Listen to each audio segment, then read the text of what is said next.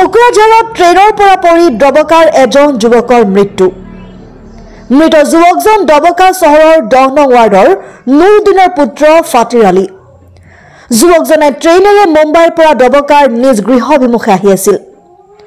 6 মাহমান পূৰ্বে কৰ্মৰ সন্ধানত যুৱকজন মুম্বাইলৈ গৈছিল আৰু তাত এখন হোটেলত কৰ্মচাৰী হিচাপে আছিল উক্ত যুৱকজন।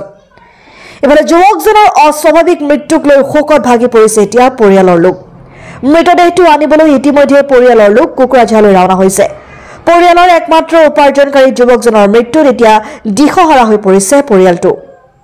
পুনৰ জনাইছো, কোকৰাঝাৰত ট্ৰেইনৰ পৰা পৰি ডবকাৰ এজন যুৱকৰ মৃত্যু। মৃত যুৱকজন ডবকা চহৰৰ 10 নং ৱাৰ্ডৰ নুৰুদ্দিনৰ পুত্ৰ ফাতিৰ আলী। যুৱকজনে ট্ৰেইনেৰে মুম্বাইৰ পৰা ডবকাৰ নিজ গৃহাভিমুখে আহি আছিল।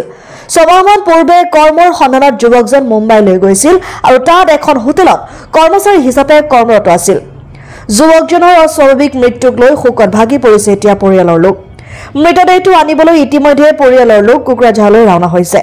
পৰিয়ালৰ একমাত্ৰ উপাৰ্জনকাৰী যুৱকজনৰ মৃত্যুত দিশহাৰা হৈ পৰিছে পৰিয়ালটো।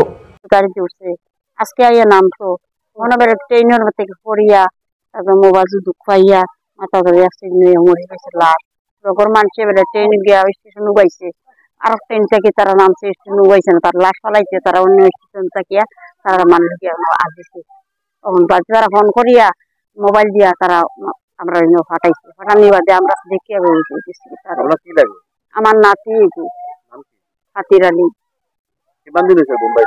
মুম্বাই যাওয়ার তো 4-5 মাস হইব যাওয়ার এবার প্রথম আইছে কাম করে তার বাপের টাকা জম টিভি মারি মা গো খাফর বেঁচে খাওয়ায় আনি এই অবস্থা তারা দিন যাইতেছে বলতে আছে এই একটা বুয়া 3টা বুড়ি একলাই মাছ চালায়।